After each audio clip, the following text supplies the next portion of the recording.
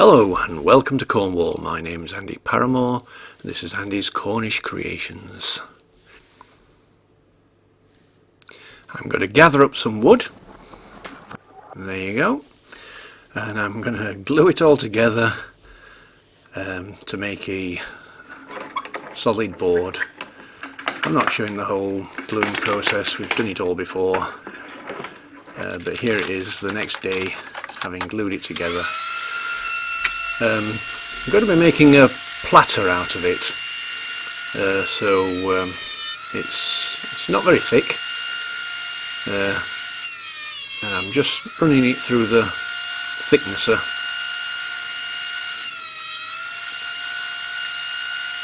to get the boards nice and flat.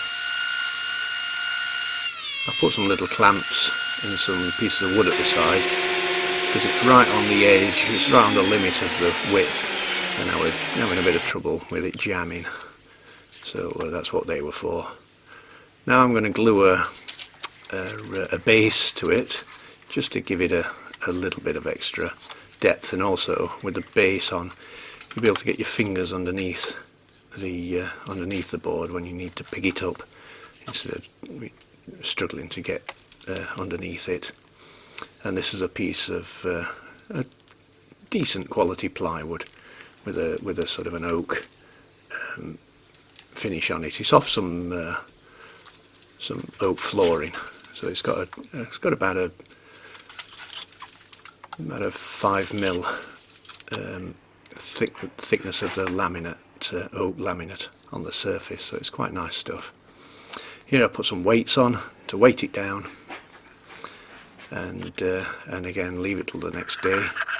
Here I'm marking the outside of the platter, or when I say I'm marking it, I'm making a right mess of it, so I'll be able to use any of those 3 or 4 lines that I'm drawing on there to get an idea of of where to go, because I'll have taken it over to the bandsaw to cut it round, just to take those corners off, make it a bit easier to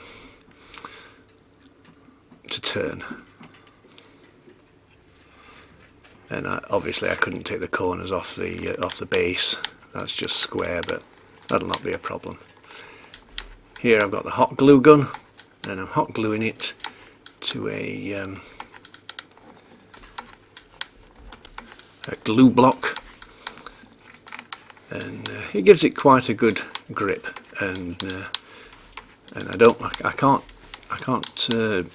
use a faceplate or anything like that, or worm screw, because the face, that's going to be the top, and I can't afford to take any more material off, so the glue block blocks the best way forward there. I've marked roughly where the sort of diameter of the base there. I'm just going to start with my 1/2" bowl gouge and start to turn it down to shape. You can see there in the background I've got the fire going, because it's very cold in there when I was doing this.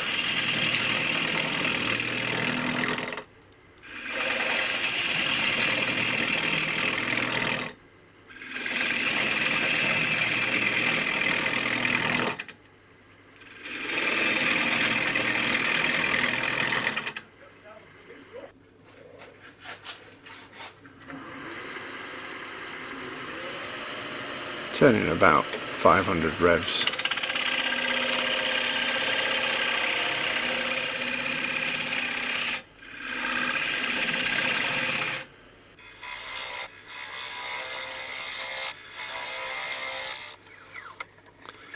Keep checking it just to make sure I'm getting the shape that I want, and the transition between the plywood and the timber needs to be nice and smooth and look good. That's more or less what I'm going for there.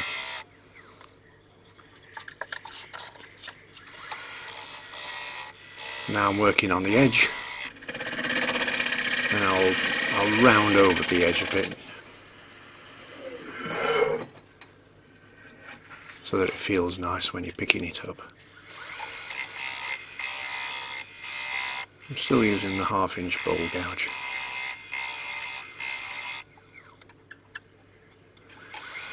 I'm just taking it down until I'm cutting wood the whole way around. Now working from the other side.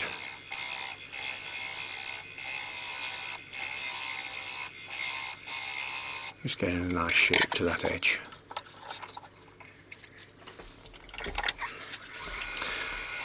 Now I've switched to my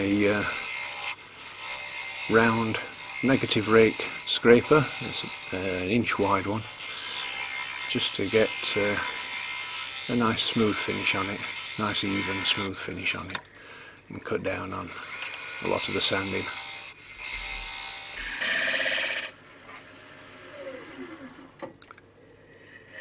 And that's where we want to be. Now I'm flattening off the base, ready to put a mortise in there. Just make sure it's flat.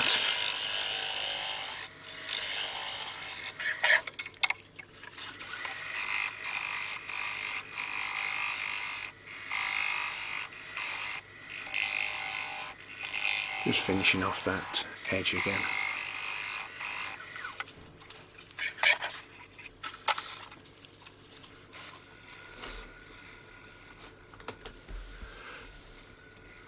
Right, here I'm sanding from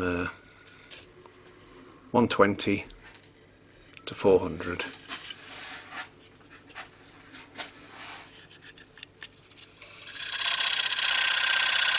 And here I've got the calipers set up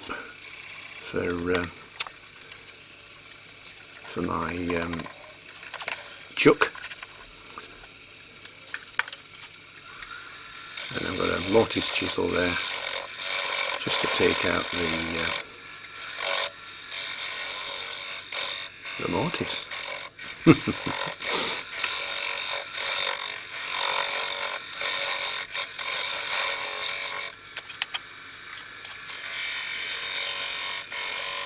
And that's a little chisel I've got that puts a dovetail for the mortise to open, for the chuck to open up into.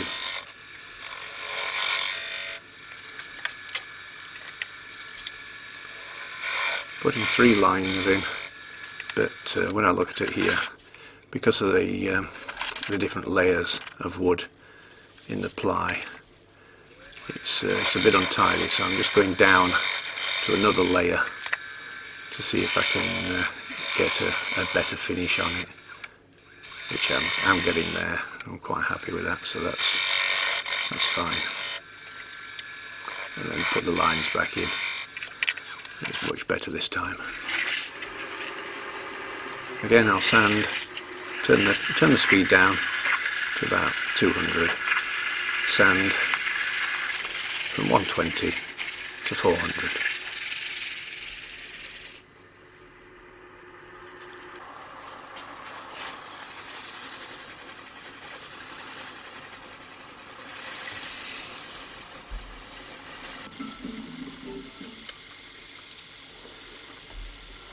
Here I'm applying some sanding sealer.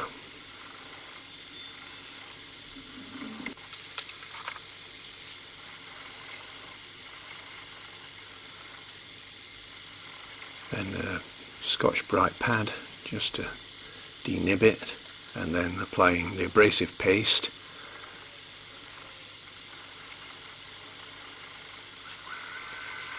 Turning the speed up a bit, get some heat into that wax, and just speed things along a bit. So it'll probably be running about 500 now.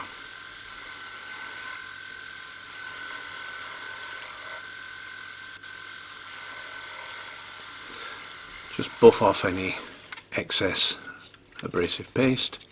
Then I'm using some Howard's feed and wax, because as this is going to be a platter and there's going to be foodstuffs going on it. I want to make sure that everything is completely safe, and this stuff's good for that. And it gives it a nice finish, and it smells nice as well. It's lovely stuff. Just buff it up, and there we are. Nice finish on that.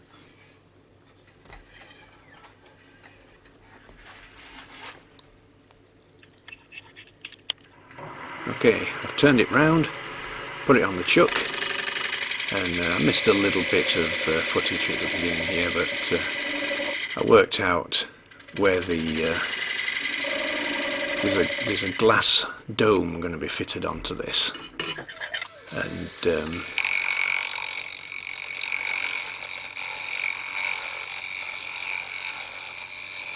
and I've got the dimensions of the dome. The sort of the outer dimension and the inner dimension of the glass, and where I've got the little rebate in there, that should be where it is. So I'm just finishing off the outside edge, just getting it nice and smooth. Got the negative rate scraper again there. And then I'm just making the rebate for the glass a little bit deeper, so I can work on the outside a bit more without losing the lines. Now, the inside's going to be slightly concave, but not a lot. It's only going to be very shallow, because whatever they put in there is going to be more or less just placed on that, but I wanted it still to be slightly concave.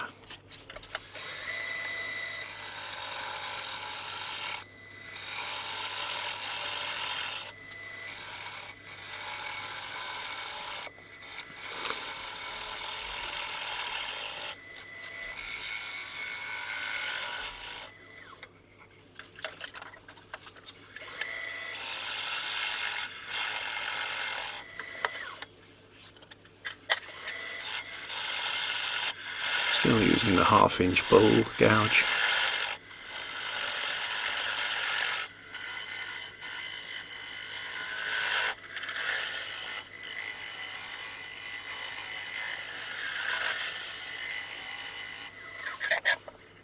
That's pretty good. Just finalising the groove for the glass. Remove the tailstock and just take that little nub out to the centre.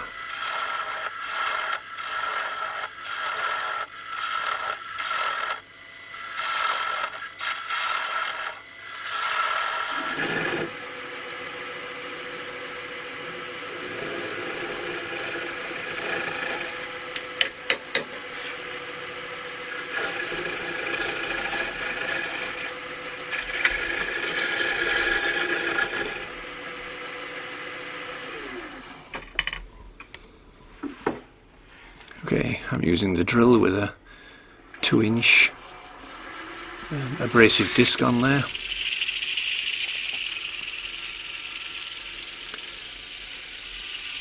Makes a nice quick job of these kind of jobs.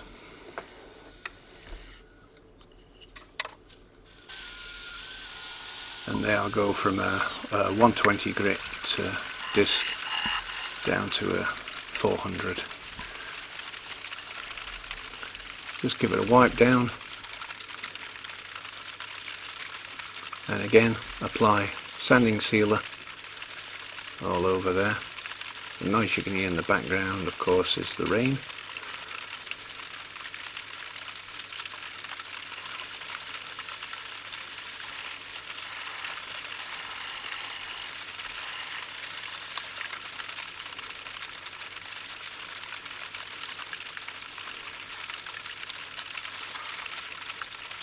Got my abrasive paste,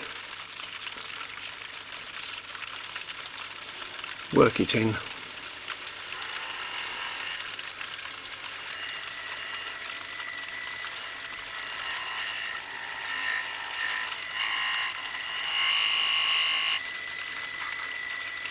and then remove any excess.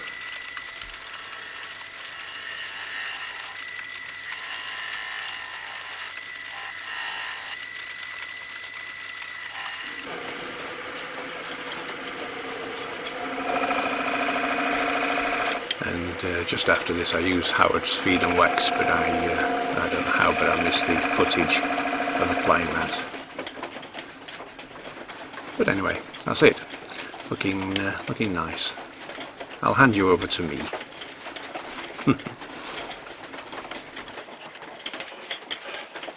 Okay, so there we have it. All finished off. I finished off with a bit of Howard's feed and wax as well after the abrasive paste, and hopefully you can see it's got a nice shine on it, and it's all food safe as well. So that's good because it's going to be used. There's a glass dome fitting on this.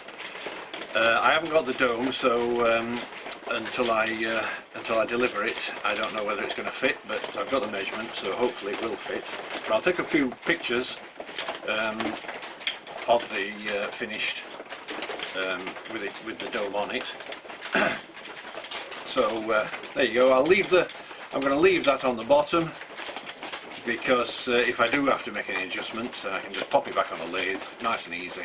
And I never mind being able to see that on the bottom anyway, so it's all good. Yeah, some interesting woods, some paddock and some wenge and ash and purple heart, oak, and the ash and the wenge again. So yeah, an interesting little piece. A bit of a glue up, but the rest of it's fairly straightforward. Anyway, that's and this is a gift for some good friends of mine, Jane and Terry. So I hope you like it. And yeah, there we go. Anyway, if you enjoyed the video, hopefully you did, give it that thumbs up, share it and all those good things, and if you can leave a comment, that'd be great.